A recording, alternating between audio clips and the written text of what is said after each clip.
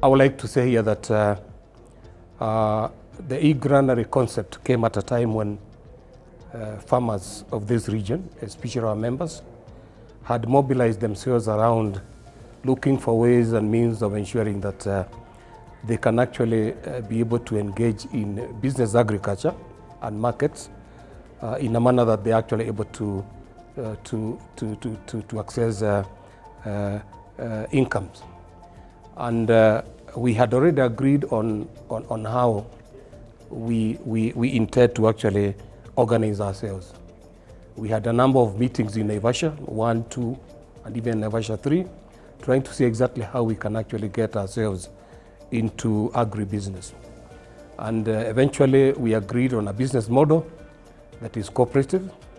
It was actually linked to a project that we actually had with the East African Farmers Federation and other partners, EAFF, in trying to actually get a regional cooperative law. And the reason was that with the law, we were actually able to ensure that we farmers of the region can actually be able to approach business agriculture as small-scale farmers through cooperatives. So eventually we settled on cooperatives as the appropriate private sector model for the small-scale farmers. It is actually along the same lines that the East African Farmers Federation decided to actually launch a special vehicle to drive the same. And we came up with the e-granary initiative that was supposed to be a project or a program that is supposed to actually aggregate small-scale farmers around markets, not only focusing on markets at output level, but also interrogating input markets and also services that actually support production. The initiative got to a point where we viewed it as a private sector model, and the East African Farmers Federation decided to actually establish a side company to be able to actually implement e-granary as a business model. We are lucky in that at the same time when we were actually looking at ways of actually getting it started, we actually got support from the GASFP project, funded through the World Bank and overseen by EAFF. And that really assisted us in actually getting started in 3 countries, that is Kenya, Uganda, and Rwanda. But we mainly focused, for that particular project, we focused on Rwanda and also Uganda. And out of it, we actually very thankful because we came up with a lot of lessons. We addressed many issues that are basic but very important in ensuring that farmers can actually be able to do business through their cooperatives. But the most important aspect of it all was the fact that we had already given our members capacity to be able to understand the concept of value chain and the fact that they need to be key players in the value chain. So we were actually set and ready to actually do business, but good luck, we actually got this support that assisted us actually made progress in many ways. So I would like to ask my colleagues to actually get into details of the gains, the lessons, the challenges, the frustrations that we came by. But at the end of it, we were actually very happy with the project because we are now custodians of very useful experience that can actually be able to actually get us moving forward in case funding is actually available. Thank you. So digitizing agriculture is a concept now that has been embraced by many governments in this part of the world because it's been found necessary to actually know where your farmers actually are, their numbers, the enterprises they're involved in, the investments and assets for the purposes of making them attractive for credit, for insurance, for markets, among many other things. And as a federation, we've been able to demonstrate this, that we're actually capable as an association to set up a digital platform that is mobile phone powered, to actually to help us to do business, because I think that is the whole idea for this. And the e-granary is very unique. I think we've not seen any other platform like this in Africa, because it has a farm to fork or farm to market kind of linkage, right from production, assisting the farmers to manage the risks associated with production.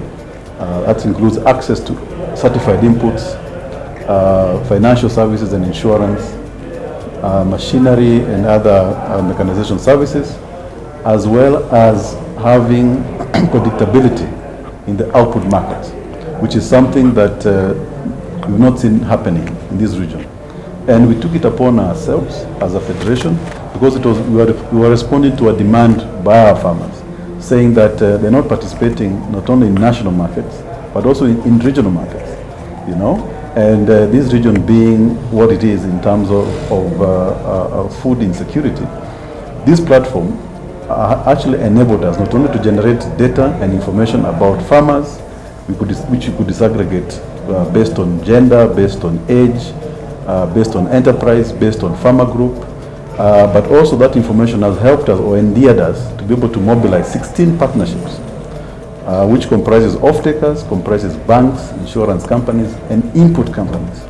And we're able to demonstrate that by convening and showing the value that these partnerships are actually getting as a result of this partnership, they're actually able to do and conduct business with us. They're able to build the trust that is actually required with the farmers, but most importantly, we were able to even build credit history of farmers, which wasn't happening there before.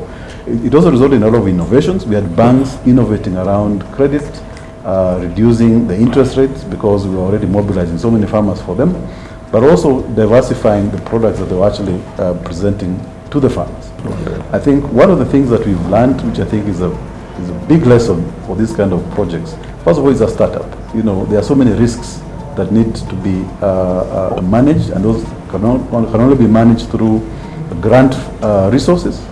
You've also seen that we need to build capacity around business thinking and the business case, and build that capacity internally within the farm organizations.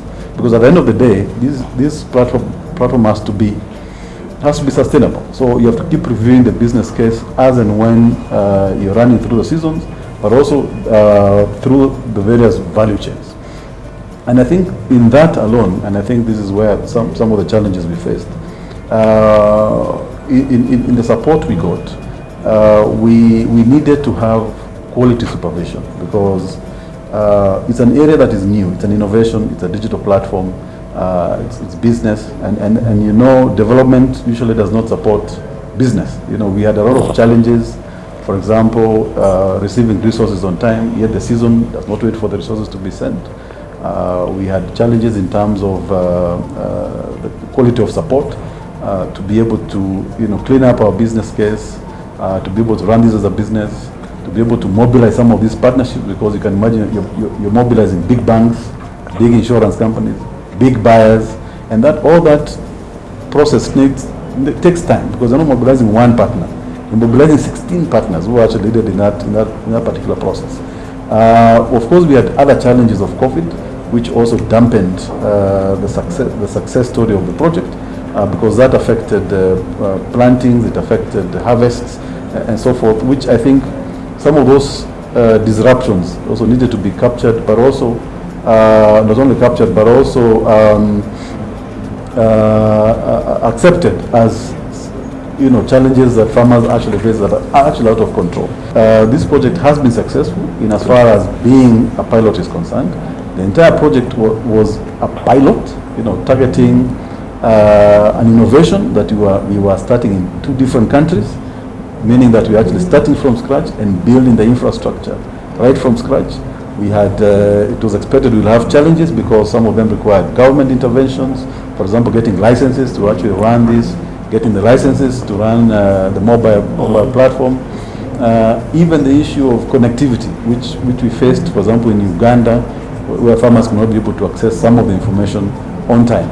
So I think it's important that the committee actually listens to our plights. This was a pilot project. It is a startup. It is an innovation. There are many risks that were actually involved, but there are many lessons. We don't have any other project like this that we have actually seen.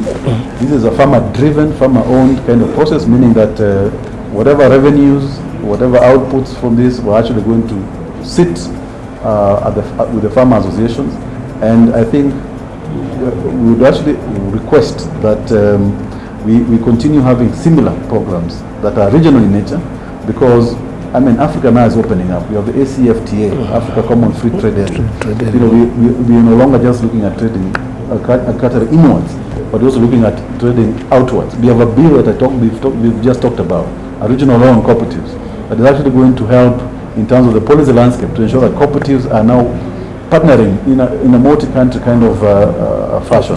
So I think these platforms need to also, you know, span out from the national level, but to a regional level, because then it gives better context, you know, in terms of not only agriculture development, but agriculture trade in the region. Thank you very much.